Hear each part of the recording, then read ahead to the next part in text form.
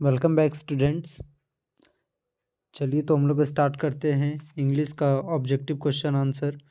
हम लोग chapter number 2 का करने जा रहे हैं, 2 stories about flying.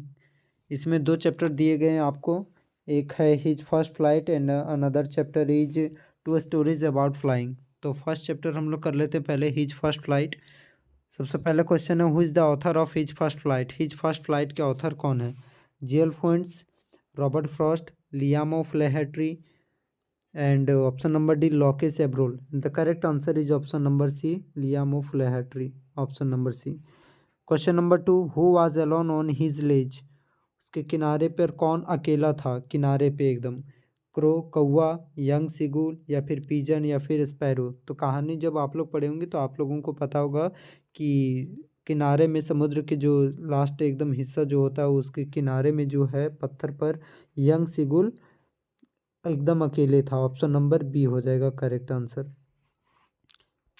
Next question, question number 3, who flew away the day before. एक दिन पहले कौन उड़ जाते हैं? His brother, his sister, both या फिर none of them. And the correct answer is option number C, both. दोनों को उड़ जाते हैं, उसके भाई बहन दोनों को उससे पहले। Question number 4, what was the young seagull afraid of. Young seagull किससे डरता है? रनिंग से, स्विमिंग से, फ्लाइंग से या फिर none of them. And the correct answer is option number C, flying से यंग सिगुल डरता है। Next question, the lesson his first flight is about a. जो लेसन है हिज फर्स्ट फ्लाइट वो किसके बारे में है? फार्मर के बारे में, गर्ल के बारे में या सीगल के बारे में या साइंटिस्ट के बारे में। And the right answer is seagull के बारे में है, उसके उड़ान के बारे में, option number C. Question number 7, what was the young. Question number 6, what was the young seagull afraid of to fly. Young seagull जो है लड़े उड़ने से डरता है, क्यों? कैसे डरता है? उड़ने से क्यों डरता है वो? There was vast ocean before him, क्योंकि उसके सामने जो है क्या होता है, एक बड़ा सा विशाल समुद्र होता है। Option number B, his parents had already flown, उसके माता पिता पहले ही उड़ जा चुके होते हैं। Option number C, he was very weak, वह बहुत कमज़ोर होता है। Option number D, it was his first time, उसका यह पहली बार था। तो इसका करेक्ट आंसर हो जाएगा, वह इसलिए डरता है क्योंकि उसके जस्ट सामने में एक बड़ा सा समुद्र था। वो सोच रहा था कि अगर वह उड़ेगा और उड़ने में सफल नहीं हो पाया तो फिर वह समुद्र में गिर जाएगा और जिससे उसकी मौत हो जाएगी। तो इसका करेक्ट आंसर हो जाएगा ऑप्शन नंबर ये। Next question, question number 7, who gave young seagull a piece of fish.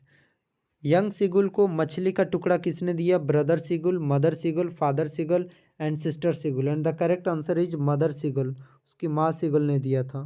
Question number 8, what food did the seagull's mother get for it. Seagull की माँ जो है उसके लिए कौन सा भोजन लाती है? अर्थवॉर्म लाती है, फिश लाती है, इंसेक्ट लाती है, स्नैक लाती है। तो करेक्ट आंसर हो जाएगा फिश लाती है, जैसा कि अभी क्वेश्चन नंबर 7 में ही हम लोग पढ़े, option number B. Question number 9, what urged the seagull to make his first flight. जो है ये यंग सिगुल जो अपना पहली उड़ान भरता है तो किस कारण से भरता है? ठीक है, पहला option the site of the food, भोजन को देख के। The site of the other bird, दूसरे पंछियों को देख के भरता पहला उड़ान। ऑप्शन नंबर सी, करेज, साहस से। या फिर option number D, he didn't fly, वह उड़ता ही नहीं है। तो वह उड़ान तो भरता है लेकिन किस चीज़ को देखकर? भोजन को देखकर, ऑप्शन नंबर ये। Question number 10, why was young seagull exhausted. Young seagull क्यों थक जाता है? ड्यू टू रनिंग फास्ट, तेज दौड़ने के कारण। Due to his first flight, अपनी पहली उड़ान भरने के कारण। Option number C, due to crying, रोने के कारण। Option number D, none of them, कुछ भी नहीं। तो इसका करेक्ट आंसर हो जाएगा पहली उड़ान भरने के कारण वह थक जाता, option number B. Question number 11, according to the young seagull who will not supported him in flying. Young seagull के अनुसार क्या उसको उड़ने में मदद नहीं कर सकता था? कौन सपोर्ट नहीं कर सकता था? His legs, his wings, his body, his brother. तो जब वो यंग सिगुल जो है नहीं उड़ पा रहा था तो सोचता था कि उसके पंख जो उसको कभी भी उड़ने में सहायता नहीं करेंगे। हिज विंग्स हो जाएगा इसका correct answer, option number B. Question number 12, what did his parents threaten him with if he didn't flee away. उसके माता पिता उसे क्या धमकी देते हैं कि अगर वह नहीं उड़ेगा तो क्या होगा? नेवर टॉक टू हिम, उससे कभी बात नहीं करेंगे। टू पनिश हिम, उसे दंड देंगे। टू स्टार्व हिम, उसे भूखा रखेंगे। टू किल हिम, उसे मार देंगे। तो उसके माता पिता यह धमकी देते हैं कि अगर तुम नहीं उड़ोगे तो हम लोग क्या करेंगे, तुमको यहीं पर अकेला छोड़ देंगे, भूखे ही रहोगे। ऑप्शन नंबर सी हो जाएगा, to starve him. Next question, question number 13, young seagull failed in flying because of. Young seagull उड़ान भरने में असमर्थ होता है, क्यों? क्योंकि फियर के कारण, डर के कारण, लेजीनेस आलसी के कारण, सिक बीमारी के कारण, या फिर none of this. And the correct answer is fear, डर के कारण वह उड़ान नहीं भरता है। Question number 14, who screamed at young seagull. Young seagull को देखकर कौन चिल्लाता है? Mother, father, brother, sister. Correct answer is mother. Question number 15, out of dash the young seagull dived at the fish and started flying. बोल रहा है कि किस चीज़ के डर से, किस चीज़ से वो यंग सीगुल जो है मछली के टुकड़े को पकड़ता है और उड़ान भरना शुरू कर देता है? फियर, डर की वजह से, हंगर, भूख की वजह से, या इंटरेस्ट की वजह से, या फिर नन ऑफ देम। तो किस चीज़ के कारण वो मछली को पकड़ता है और उड़ान भरना शुरू करता है? तो भूख के कारण से। ऑप्शन नंबर बी हो जाएगा इसका correct answer. Option number B, भूखा होने के कारण से वह जैसे मछली के टुकड़े को देखता है तो वह उसे पाने के लिए उड़ान भरना शुरू कर देता है। अब हम लोग टू स्टोरीज अबाउट फ्लाइंग के पार्ट 2 में आते हैं, द ब्लैक एरोप्लेन पर आते हैं हम लोग। Question number 16, the pilot was flying from. कहाँ से कहाँ जा रहा था pilot? France to England, England to France, England to Paris, France to Paris. The correct answer is France to England. वह फ्रांस से लेकर इंग्लैंड की ओर जा रहा था। Question number 17, what is the name of the aeroplane. जो pilot है वो जिस एरोप्लेन से जा रहा था उस एरोप्लेन का नाम क्या था? डकोटा, एमिरेट्स, या फिर एयरलाइंस, या फिर central control. And the correct answer is Dakota, all Dakota था वो। क्वेश्चन नंबर 17 हो गया। अब नेक्स्ट हम लोग आते हैं क्वेश्चन नंबर 18 पर। Which controller station did he think of calling. किस कंट्रोल स्टेशन के पास वह बात करने को सोचता है? पेरिस कंट्रोल रूम, या फिर लंदन कंट्रोल में, या फिर सेंट्रल कंट्रोल रूम में, या फिर none of them. And the correct answer is Paris control के पास लगाता है वो। Question number 19, how far was the plane from Paris. Paris से प्लेन कितनी दूरी पर होता है? When the pilot of the storm cloud. जब पायलट जो है स्टॉर्म क्लाउड में फंस जाता है तो प्लेन जो है वह पेरिस से कितनी दूरी पर होता है? 280 kilometre, 150 kilometre, 250 kilometre, 50 kilometre. And the correct answer is 150 kilometre की दूरी पर होता है। ऑप्शन नंबर बी ये हो जाएगा। Question number 20, what looked like black mountains. काले बादलों के जैसा क्या दिख रहा था? स्टॉर्म क्लाउड दिख रहा था, या फिर काले पहाड़ों के जैसा क्या दिख रहा था? सॉरी, माउंटेन का मतलब पहाड़, सॉरी। काले पहाड़ों के जैसा क्या दिख रहा था? स्टॉर्म क्लाउड मतलब बादल दिख रहे थे, सी वाटर समुद्री पानी, सिटी लाइट, या फिर tower. And the correct answer is storm cloud दिख रहे थे। ठीक है।